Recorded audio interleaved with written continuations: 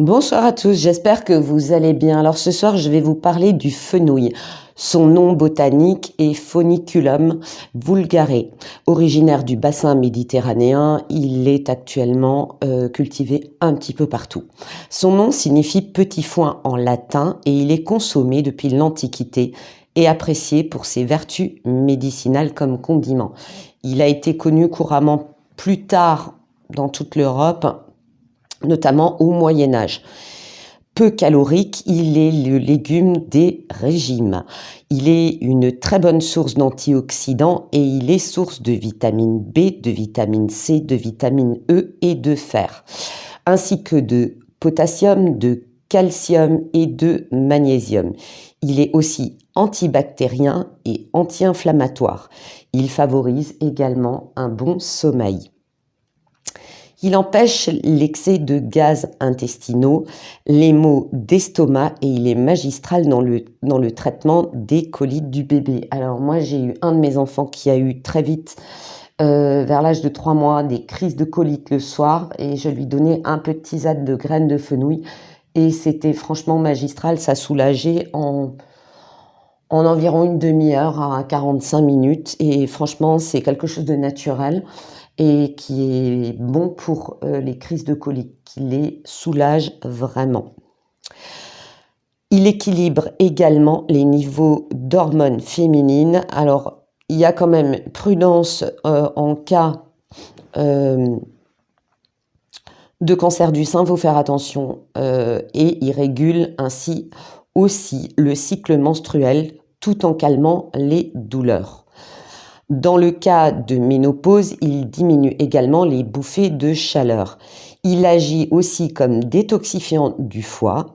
Il est antimicrobien et expectorant dans l'usage d'extraits de fenouil contre la toux grasse avec encombrement des bronches et l'inflammation liée aux quintes de toux.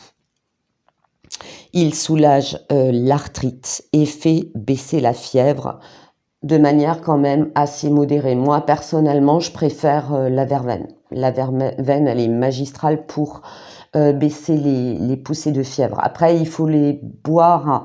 Quand vous avez une fièvre, il faut boire, oui, mais il faut boire par petites gorgées régulièrement parce que chez certaines personnes, boire trop quand vous avez une forte fièvre peut amener le corps à régurgiter le liquide, ce qui ne serait pas une bonne chose.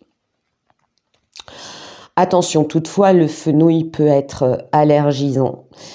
Si vous avez une allergie connue au céleri, à la coriandre, à l'anis vert, à l'aneth ou à la camomille, soyez prudent avec le fenouil. Attention aussi, prudence pour les personnes qui ont une allergie au pollen de bouleau, de l'arbre. Si vous avez des problèmes d'allergie respiratoire, soyez prudent avec le fenouil. Ok. Je dis pas qu'il ne faut pas en prendre, mais soyez prudent, vous testez vraiment en micro-quantité. En général, quand on a une allergie alimentaire au fenouil, la première chose que l'on ressent, c'est des picotements dans la bouche. Donc, si vous ressentez des picotements dans la bouche, vous recrachez tout de suite, vous ne l'avalez pas. Ok. Voilà. Après, moi, personnellement, je ne connais pas de personnes allergiques au fenouil. Le souci, c'est qu'actuellement, en environnement, on a découvert qu'il y avait des allergies de plus en plus vastes au niveau de pas mal de plantes. Ok. Moi, il y a même des allergies que je connaissais pas il y a quelques années où les gens me disent « Ah ben non, je peux pas m'accrocher de cette plante parce que la dernière, c'était une allergie au pollen de viorne. » Et ça, je l'avais jamais entendu. Le viorne ne se consomme pas, évidemment.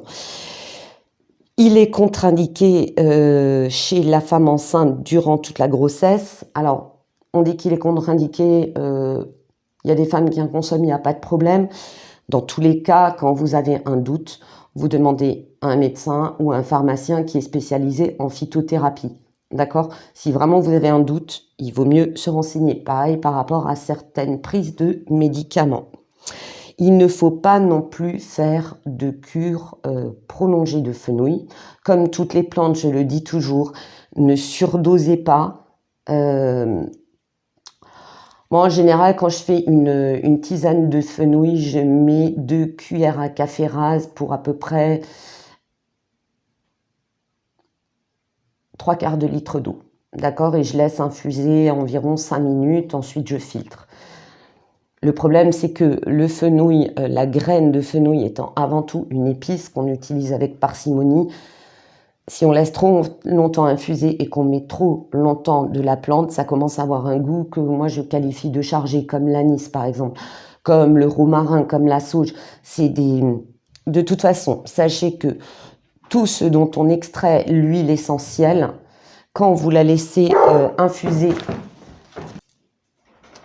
quand on laisse infuser trop longtemps, ça a un goût qui est franchement désagréable. Voilà ce que je voulais dire pour le fenouil. Veuillez m'excuser pour Salem qui était couchée sous la table et qui a littéralement poussé la table parce qu'elle entendait du bruit. Et voilà, c'était la petite animation du soir et je vous dis à très bientôt.